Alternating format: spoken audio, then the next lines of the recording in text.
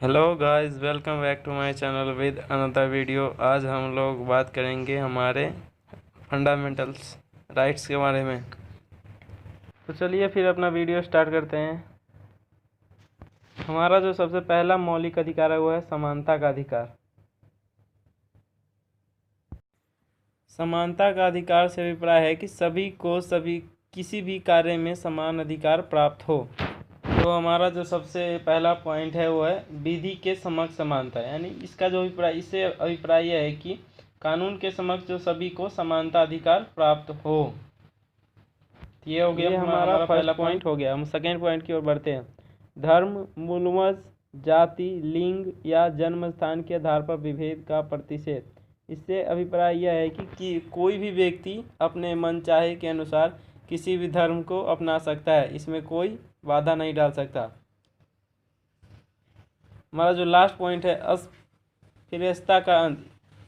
इससे अभिप्राय यह है कि इसका मतलब है कि छुआछूत का अंत। ये मतलब इसके अनुसार कोई भी व्यक्ति किसी के साथ छुआछूत नहीं करेगा। अगर वह ऐसा करता है तो दंडनीय अपराध होगा। यह हमारा अनुच्छेद 17 के अनुसार लिखा गया है संविधान में। तो चलिए फिर हम बढ़ते हैं हमारे अगले फंडामेंटल राइट्स के बारे में। हमारा जो सेकेंड फंडामेंटल राइट्स है वो है स्वतंत्रता का अधिकार।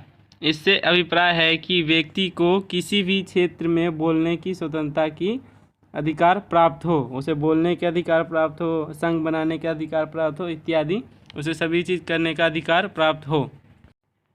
इसका जो फर्स्ट पॉइंट है अपराध के लिए दोष सिद्धि के संबंध में संरक्षण। इससे अभिप्राय यह है कि किसी भी व्यक्ति को एक अपराध के लिए सिर्फ एक बार सज़ा सुनाई जाएगी।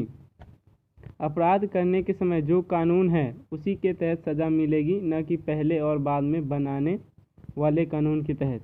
हमारा जो सेकेंड पॉइंट है वो है 6 से 14 वर्ष के बच्चों को शिक्षा। तो ये हमारे आर्टिकल 21 के अनुसार ये बताया गया है कि 6 से 14 वर्ष के बच्चे को निःशुल्क शिक्षा प्राप्त किया जाएगा। आज हमारा जो थर्ड पॉइंट है वो आर्टिकल 19 के अनुसार कोई भी व्यक्ति अपने व्यापार एवं जीविका चलाने की स्वतंत्रता। इससे अभिप्राय यह है कि कोई भी व्यक्ति अपने जीविका चलाने के लिए वो कोई भी व्यापार को चुन सकता है, उसके पास उसे यह स्वतंत्रता प्राप्त हुई है। हमारा जो थर्ड फंडामेंटल है वो है शोषण के विरुद्ध अधिकार। इससे अभिप्राय यह है कि यदि कोई व्यक्ति आपके साथ शोषण करता है तो आपके पास यह अधिकार प्राप्त है कि आप अदालत में जाके उसके खिलाफ रिपोर्ट करवा सकते हैं। इसका जो हमारा फर्स्ट पॉइंट है वो है अनुच्छेद 23 के अनुसार मानव के दुर्व्यवहार और बलात्कार श्रम का प्रतिषेध। इससे अभिप्राय यह है कि इसके द्वारा किसी व्यक्ति की खरीद बिक्री, बेगारी तथा इसी प्रकार का अन्य जबरदस्ती लिया हुआ श्रम निषेध ठहराया गया है, जिसका उल्लंघन विधि के अनुसार दंडनीय अपराध होगा। हमारा जो सेकेंड पॉइंट है वो है आर्टिकल 24 के अनुसार बालकों के नियोजन का प्रतिषेध।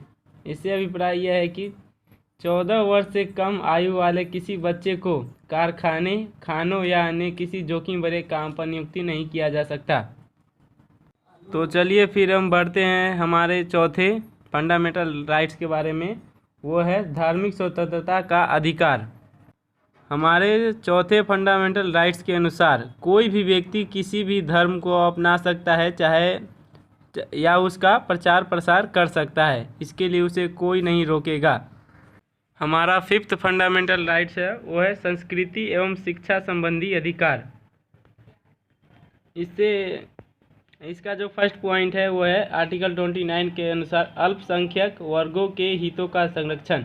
इसके तहत कोई भी अल्पसंख्यक वर्ग अपनी भाषा, लिपि और संस्कृति को सुरक्षित रख सकता है और केवल भाषा, जाति या धर्म और संस्कृति के आधार पर उसे किसी भी सरकारी शैक्षिक संस्था में प्रवेश से नहीं रोका जाएगा।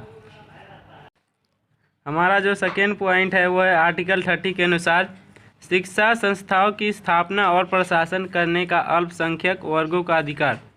इससे अभिप्राय है कि कोई भी अल्पसंख्यक वर्ग या छोटा जाति वर्ग अपनी पसंद का शैक्षणिक संस्था चला सकता है और सरकार उसे अनुदान देने में किसी भी तरह की भेदभाव नहीं करेगी। हमारा जो लास्ट और सिक्स्थ फंडामेंटल राइट्स है वो है संवैधानिक उपचारों का अधिकार। हमारा जो लास्ट फंडामेंटल राइट्स है उसे डॉक्टर भीमराव अंबेडकर की आत्मा कहा जाता है। इसके अंतर्गत यदि कोई भी व्यक्ति आपके साथ दुष्कर्म किया रहता है तो आपको यह पूरा अधिकार है कि आप उच्चतम न्यायालय में जाकर उससे आवेदन कर सकता है और न्यायालय को आपकी बात सुननी ही पड़ेगी।